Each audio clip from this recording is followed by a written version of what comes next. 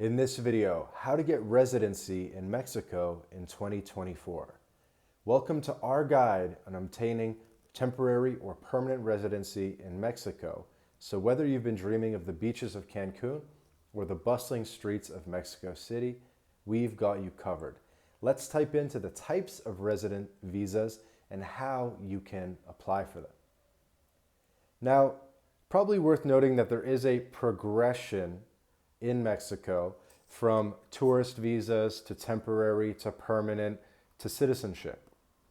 And if you are not entitled to citizenship, meaning if you weren't born to Mexican-born parents or something like that, then you're going to go through a normal naturalization process, which involves having temporary or permanent residency. But let's start from first principles and let's just quickly remind ourselves what a tourist visa is. So most people don't consider a tourist visa a visa at all. Americans kind of just take it for granted that they can just rock up to a new country, show their American passport, and be let in and do tourism stuff. But there is a tourist visa. Historically, people have gotten 180 days on arrival. And historically, Mexico has also been pretty good about border runs and kind of having that reset every time you re-enter Mexico. So historically, a lot of people would do 180 days in Mexico, and then they would take the bus to Belize or go over the border to the USA, or maybe take a quick flight to the Dominican or something, and then come back, and that would reset their 180 days. And effectively, you could live in Mexico year-round, 365 days a year, as long as you did one border run per year. Now, what kind of happened in post-2020 is a couple things. One, they started getting a little bit more strict about border runs and looking at your travel history, though it's still often allowed, but they're getting a bit more strict. And then number two, one thing people started noticing a lot in late 2021 and in 2022 was that Mexico wasn't giving you 180 days off the bat. So you would show up at the Cancun airport and they'd only give you like 2 weeks on the ground. So what we started realizing was that 180 days wasn't a given, and that up to the discretion of the border officer, you might be given less time on the ground. You might only be given 14 days or 30 days or up to whenever your return flight or your departing flight out of Mexico was. And so a lot of people ask, what's even the point of residency in Mexico? Couldn't I just live on tourist visas? And yes, you kind of could. This was a lot easier prior to 2020.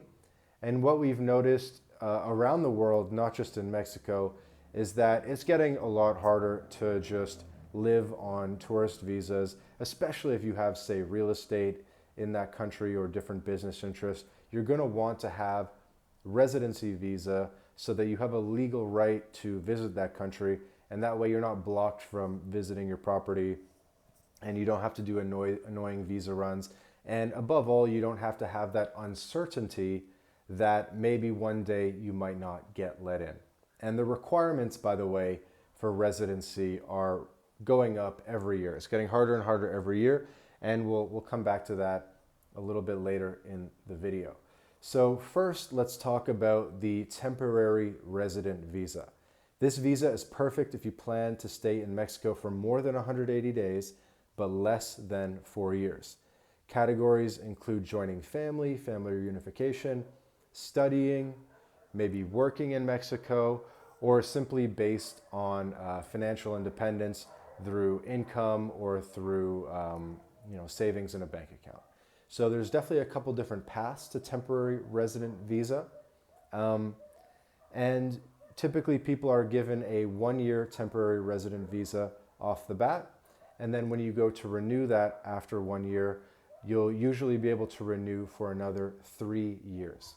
And then after 4 years of total residency, total temporary residency, then after 4 years, you can renew to permanent.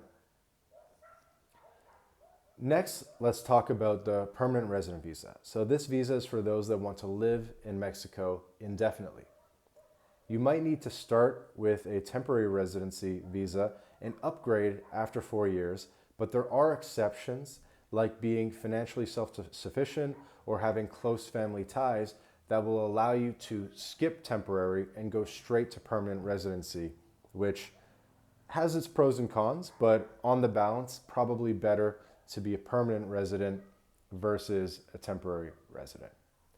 So let's talk about the financial criteria, because that's probably the main way that you're going to qualify for residency in Mexico. At My Latin Life, we handle a lot of residency visas. We help a lot of people obtain residency, and by far, most people are coming in via financial criteria, being able to show high income or show high savings, and then ask for residency in Mexico on that basis. So for temporary residency, you're going to want to show a monthly income of $4,350 per month, or savings of $73,000 over the last 12 months. People ask, is that an average or the median? It's actually a minimum for every month. So for the past 6 months plus, your minimum income will have needed to be $4,300 a month. And then for savings, your minimum savings balance over the past 12 months needs to be $73,000. Meaning that even if your savings dipped below 73K for even just 1 month, that would technically make you ineligible. And to be clear, so usually they're looking at income for only 6 months and then savings for 12 months. So that's the numbers for temporary. And then for permanent residency, it's a monthly income of $7,300 or savings of $293,000. It's worth noting that these numbers, both for temp and permanent, differ a little bit. They vary a little bit based on the country that you're applying in and the consulate or embassy that you're applying in. So famously, the requirements are a little bit lower in Texas than they are, say, in Massachusetts. So a lot of people who are really close to the line, they'll actually try to go down and apply in Texas or some of the lower requirement areas than applying in, say, Massachusetts or New York, where typically the numbers that they're looking to see are slightly higher. So alternatively to income and savings, you can qualify through property ownership or capital investments. So owning a property worth at least $586,000 US, or investing around $293,000 in a Mexican company can make you eligible. Okay? Obviously, the property number is quite high, almost $600,000 for property versus just showing, $4,300 in income or $73,000 in savings. So that's why a lot of people do opt for the income or savings pass, and they kind of forget that there is a property option as well, but there is an option if you buy property or if you invest as well. It's worth noting that these numbers are pegged to the Mexican minimum wage. And so as the minimum wage in Mexico goes up, it's typically adjusted up every year, then these minimum numbers, the minimum income and the savings and so forth, will go up as well, basically lockstep with the minimum wage. So for example, last year in 2023, early 24, the minimum wage in Mexico went up around 20%, pretty significant jump, and therefore the requirements that you had to meet went up as well.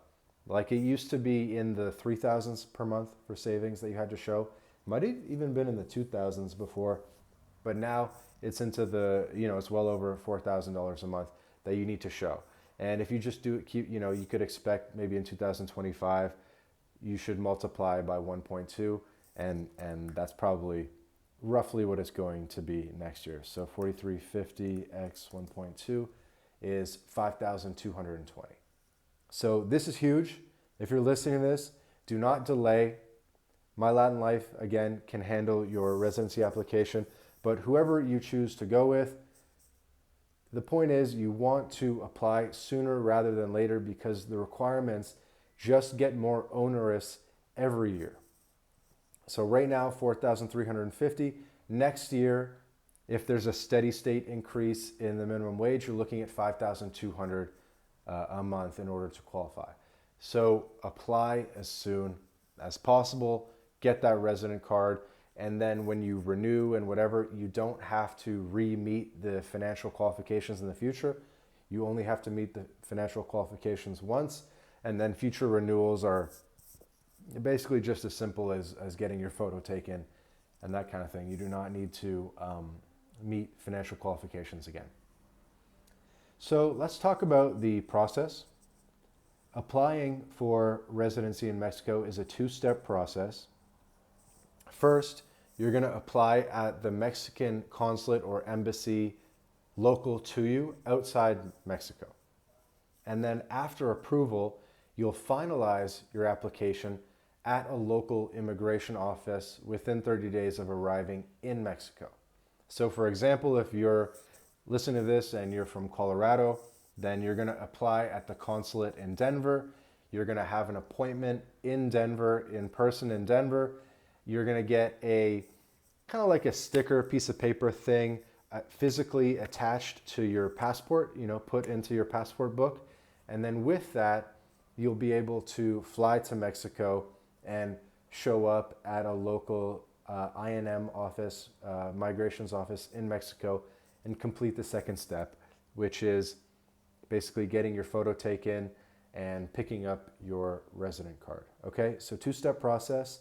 If you've watched my video on regularization, you know that regularization is an exception where you're actually applying within Mexico. But for all other normal circumstances, you're going to be applying outside of Mexico at your local embassy or consulate.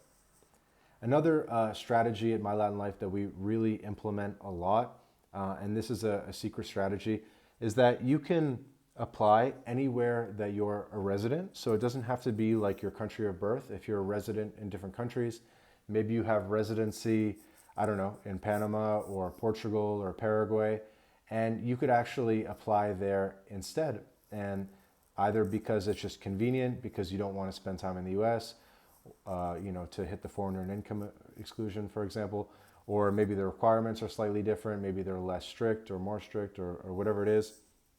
So basically just keep in mind that you can apply from any country where you have residence. So overall, living in Mexico is a really rewarding experience. With the right visa, you can enjoy everything this beautiful country has to offer. One thing worth mentioning is that Mexico also works really well as a Plan B residency. The physical presence requirements, at least in 2024, are very low, where you don't actually have to spend much time in Mexico to maintain your residency.